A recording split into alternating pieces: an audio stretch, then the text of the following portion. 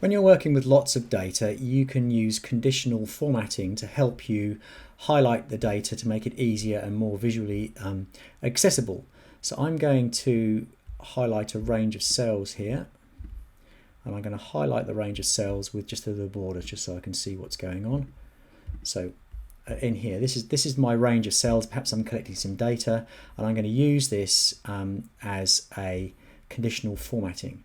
So I'm going to highlight all of this, and I'm going to come across to format, and I'm going to click on conditional formatting, and this sidebar opens up over here. So it's got my range D4 to D21, and we've got a bit of a logic process to go through here. So I'm going to click on is not empty. I don't want that. Text starts with, and we were doing yes, no, and maybe earlier. So I'm just going to type Y, and I want the fill color to be bright green. Click done. I want to add another rule. Same range, D4 to D21, correct.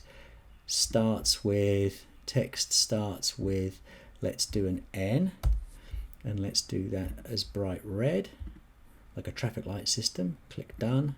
And do it one more time. So we've got 3 conditional formatting rules here. Add another rule.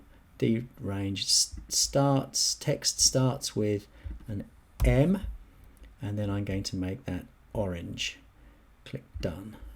And so now I've got conditional formatting rules for this.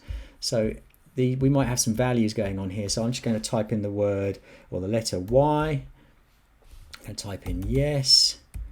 I'm going to type in no. I'm going to type in maybe or enter. And so you can see as I fill this out, my data is, let's do a lot of those. And let's put a no in there. And so you can use conditional formatting to make your data visually more accessible. You can see where your no's are very quickly.